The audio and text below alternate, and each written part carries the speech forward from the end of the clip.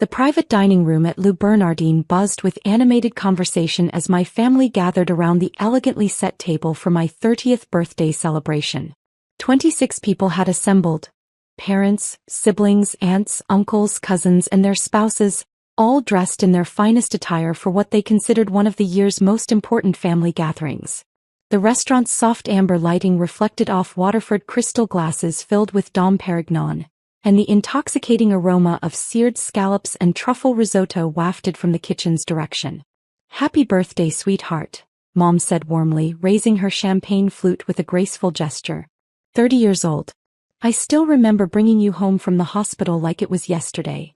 I smiled genuinely and lifted my own glass, savoring the moment. Thank you, Mom.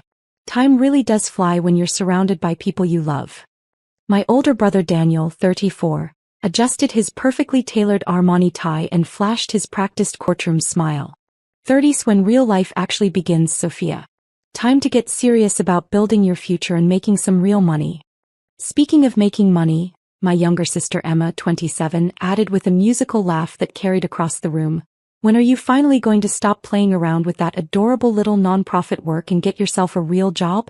You could easily be pulling down 6 figures in corporate environmental law, just like Daniel does in mergers and acquisitions.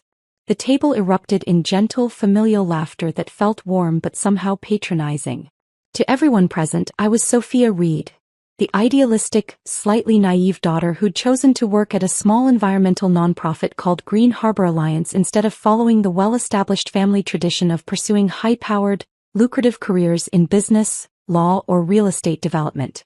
They observed my modest annual salary of $32,000, my simple one-bedroom apartment in Brooklyn Heights, and my reliable but unremarkable Honda Civic, and they naturally assumed I was the family's well-meaning but ultimately impractical underachiever. Sophia's doing genuinely important work, Aunt Margaret said diplomatically, always the family peacekeeper. Not everything in this world revolves around making money, you know.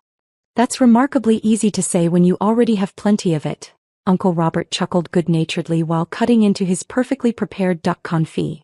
But let's be realistic. Sophia's substantial trust fund will automatically kick in when she turns 35 anyway.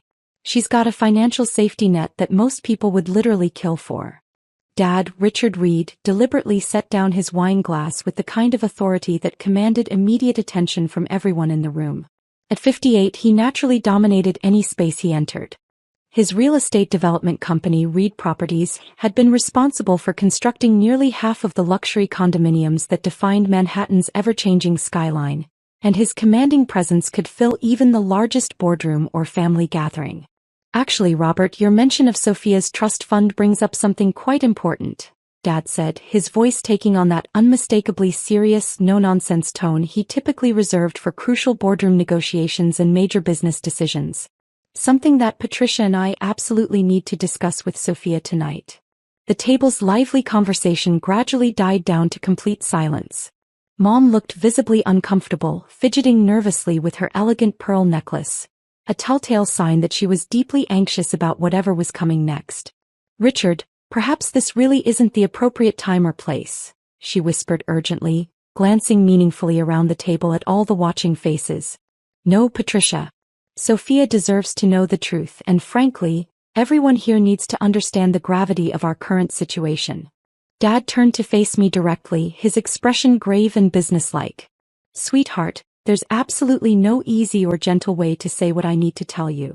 We've been forced to make some extraordinarily difficult financial decisions recently. My stomach tightened involuntarily, but I maintained my calm, neutral expression.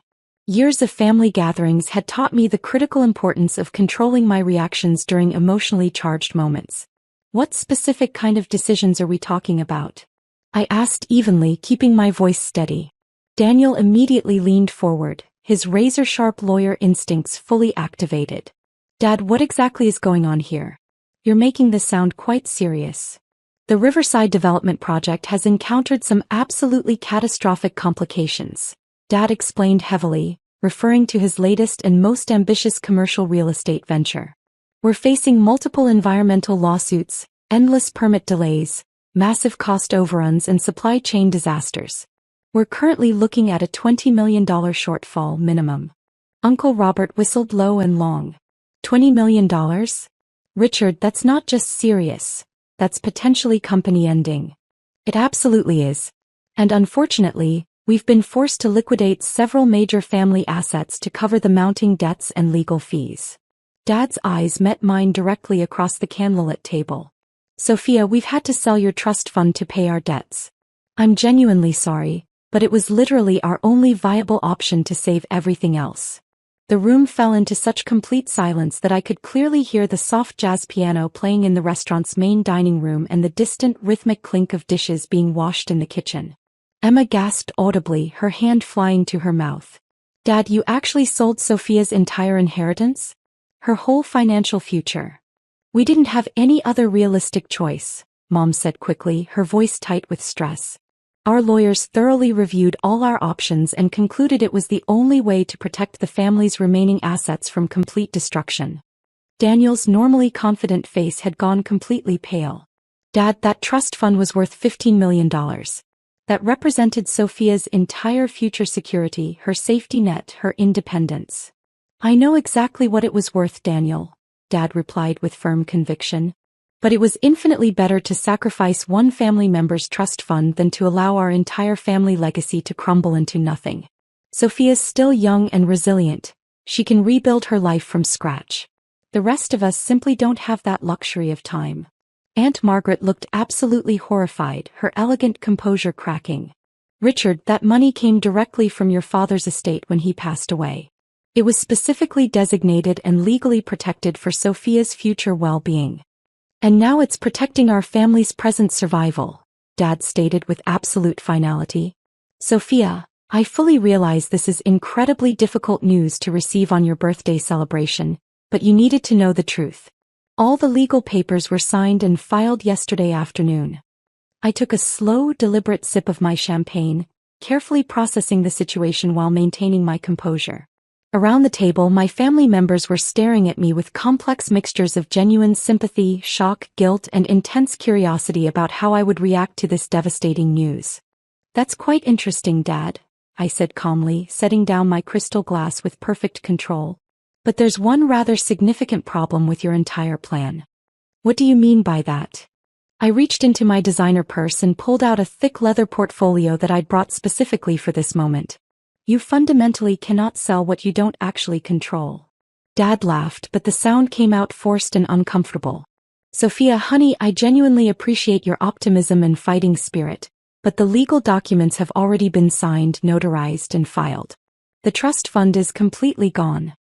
Actually, it's not gone at all. I opened the portfolio methodically and removed a comprehensive set of official documents. Because the trust fund you believe you sold yesterday never actually existed in the first place.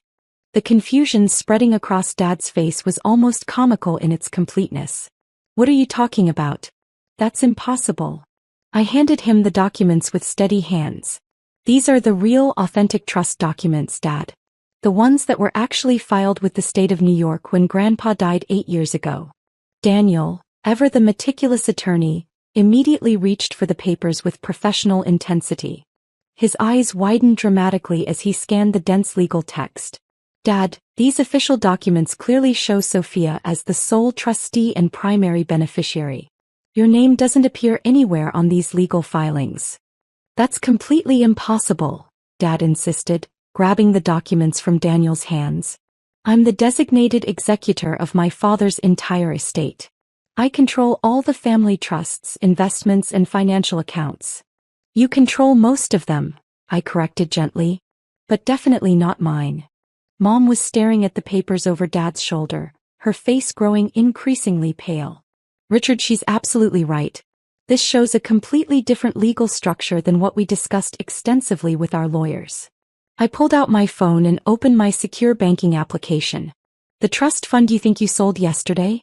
That was actually a decoy account I created 3 years ago when I first realized you might eventually try something exactly like this. It contained precisely $50,000, just enough to make the paperwork look completely legitimate to casual observation. A decoy account?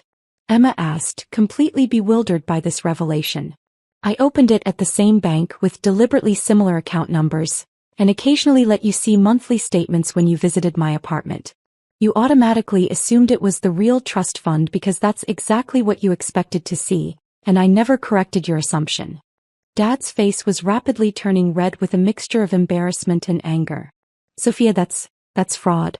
You can't legally create fake financial accounts to deceive your own family. It wasn't fake in any way, Dad. It was a completely real account containing real money that I earned and deposited myself. I just never explicitly told you it wasn't the only account I possessed. I scrolled to another screen on my phone with practiced efficiency. This is the actual trust fund that Grandpa established. I held up the phone so every person at the table could clearly see the balance displayed. $847,326,450.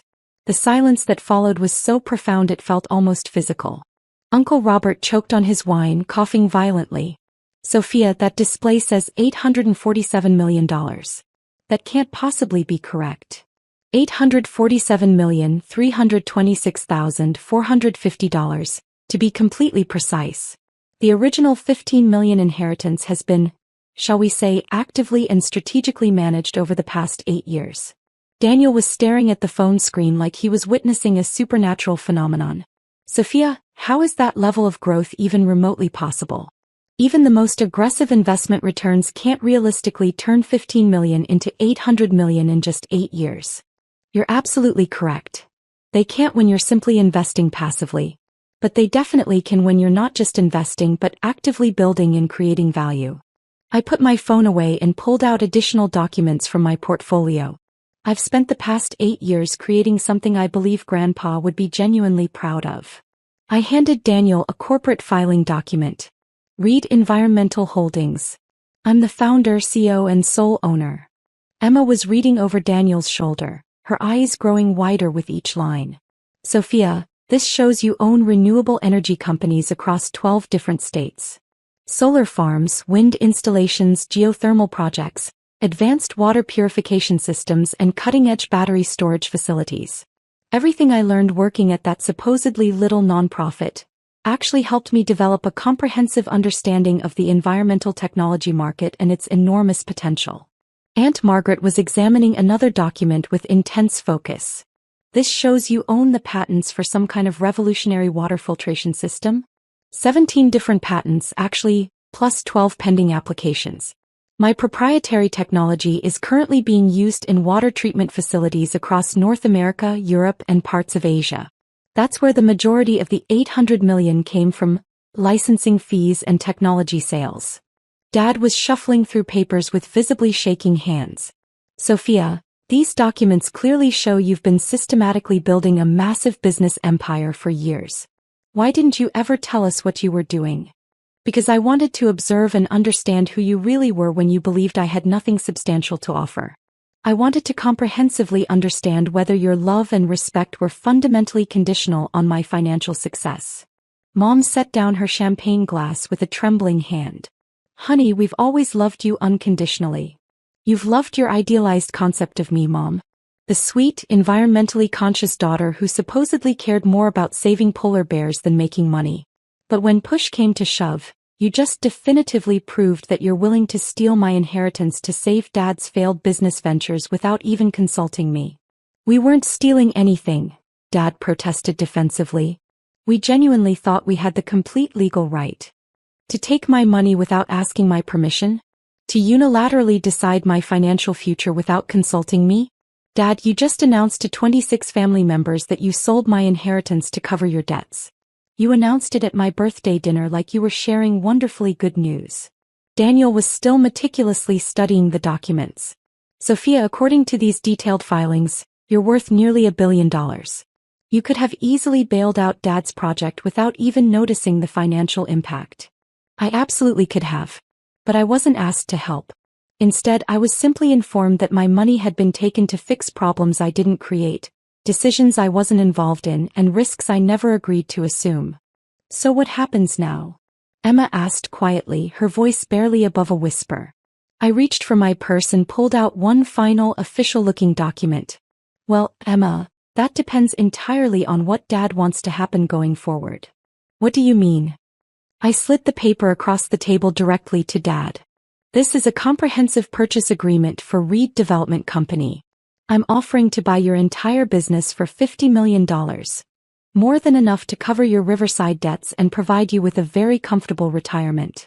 Dad stared at the document in disbelief. You want to purchase my company? I want to save it from complete destruction. Your environmental lawsuits are happening because you're using outdated construction methods and completely ignoring modern sustainability requirements. I can fix those problems efficiently. And if I don't want to sell to you? I shrugged casually. Then you can handle the Riverside crisis entirely on your own. But you should definitely know that the environmental group suing you? They're using my patented water purification technology to scientifically prove that your construction methods are contaminating the local watershed. Uncle Robert leaned back in his chair, his expression shifting to amazement. Sophia, are you saying you're behind the environmental lawsuits that are currently bankrupting your father? I'm saying that I financially support organizations that protect the environment from harmful development practices. If Dad had consulted me before starting Riverside, I could have helped him design a completely sustainable project that would have avoided all these expensive legal problems. Mom was looking at me like she'd never seen me before in her life. Sophia, I don't understand any of this. If you've been successful all this time, why continue living so modestly? Why work at a nonprofit for $30,000 a year? Because I wanted to learn everything I could, Mom. The nonprofit taught me about environmental law, community organizing, grassroots activism, and policy development. All skills I needed to build my business ethically and sustainably. But the modest apartment in Brooklyn, the used car, the simple lifestyle are perfectly functional for my actual needs. I don't require luxury possessions or status symbols to feel successful or validated. Daniel was frantically adding numbers on his phone calculator. Sophia, if these documents are completely accurate, you're one of the wealthiest people in New York. Why are we just learning about this tonight? Because tonight proved exactly what I suspected it would prove. Which is what, specifically? I stood up from the table and looked around at my family, successful, well-educated people who just revealed their willingness to take my money without permission while simultaneously dismissing my actual accomplishments. That you respect wealth more than character. That you value financial success more than personal integrity. And that you're willing to betray family loyalty when money is involved. The accusation hung in the air like heavy smoke. Several family members looked down at their plates, unable to meet my steady gaze. That's not fair, Dad said quietly, his voice lacking its usual conviction. Isn't it completely fair? Dad, you've been struggling with Riverside for 6 months. In all that time, did you ever once ask for my help? Did you ever consider that your daughter who works in environmental protection might have valuable insights about environmental lawsuits? We thought you were we didn't realize you had serious business experience. You didn't ask. You saw my job title and my lifestyle and made assumptions. Then, when you desperately needed money, you decided to take mine without consultation. Emma was crying softly, tears streaming down her cheeks. Sophia, we're so sorry. We didn't know. I know you didn't know about the money, Emma. But you absolutely knew it was morally wrong to sell someone's inheritance without their permission. You all knew that and you went along with it anyway. Uncle Robert cleared his throat uncomfortably. Sophia, what can we do to make this right? I sat back down and reached for the purchase agreement. We can start over. Completely honestly this time. What does that mean practically? It means Dad can sell me his company and I'll transform it into a leader in sustainable development. It means Daniel can join my legal team and learn about environmental law. It means Emma can run my community outreach programs and make a real difference. And if we don't want to work for you? Daniel asked. Then you don't. But you also don't get to pretend that tonight didn't happen. You don't get to act like trying to steal my inheritance was just a misunderstanding. Dad was staring at the purchase agreement with intense focus. $50 million? That's your final offer. It's a completely fair price for a company with $20 million in debt and multiple ongoing lawsuits. But the offer expires at exactly midnight tonight. Why midnight? Because I have a meeting tomorrow morning at 9 a.m. with the Riverside investors. They're interested in funding a complete redesign of the project using sustainable construction methods. Mom gasped. You're going to work with them directly? If Dad doesn't want to partner with me, then absolutely yes. I'll help them build something environmentally responsible on that land. with or without Reed Development Company's involvement. The table fell silent except for the soft sounds of the restaurant around us. Distant conversations, gentle music, the subtle clink of silverware on china.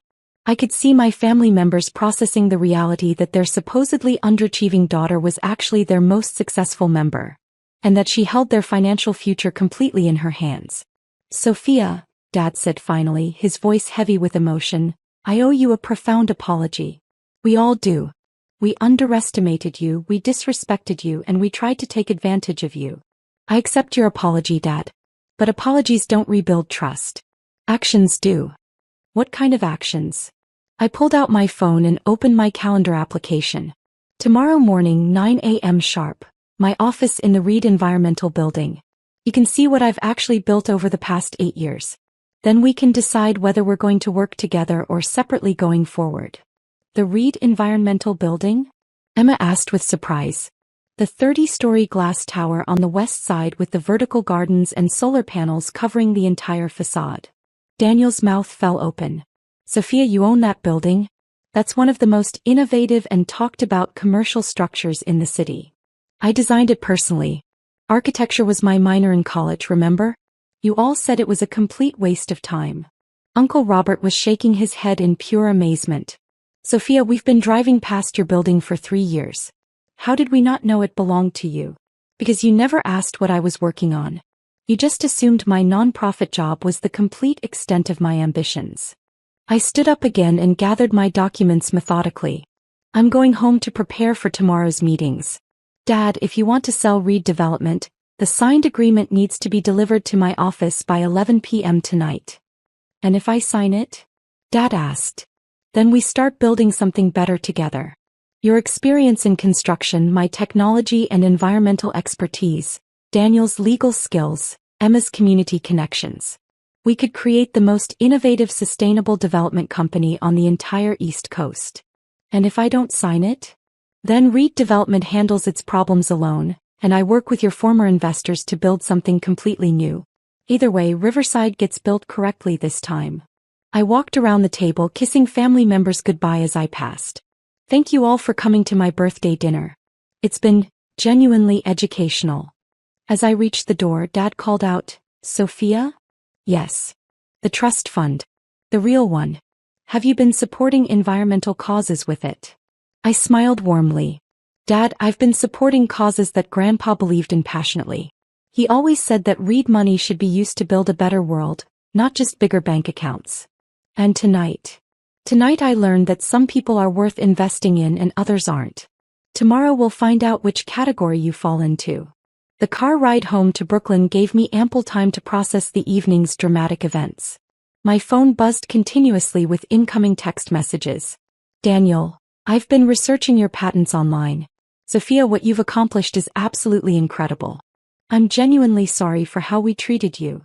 Emma, I can't stop crying. We've been so blind and so selfish. Please forgive us. Mom, honey, I'm proud of you and ashamed of us. Your father is reconsidering everything. Aunt Margaret, Sophia, I've always known you were special, but tonight proved you're extraordinary. Your grandfather would be so proud. Uncle Robert, I owe you a massive apology. Your environmental work isn't just important, it's revolutionary. I'd be honored to learn from you." At 10:47 p.m. my phone rang. Dad's contact photo filled the screen. "Sophia, I've signed the purchase agreement," he said without preamble. "My lawyer is delivering it to your building tonight." "That's good, Dad. I think we can build something amazing together. I have one question though." "What's that?"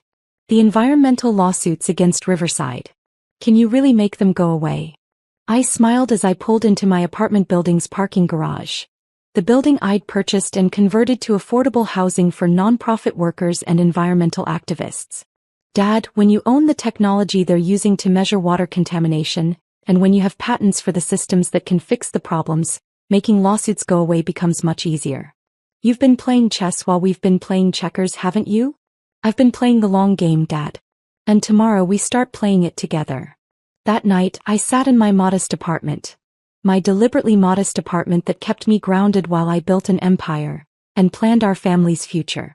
Sustainable development projects that could showcase Dad's construction expertise while protecting the environment.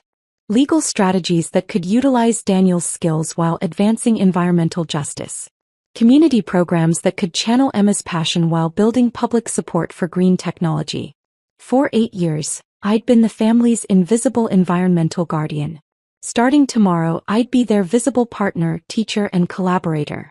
The family that had tried to steal my inheritance on Sunday would be starting their real inheritance, a legacy of environmental responsibility and sustainable success, on Monday. And for the first time in years, I was excited to see what we could build together.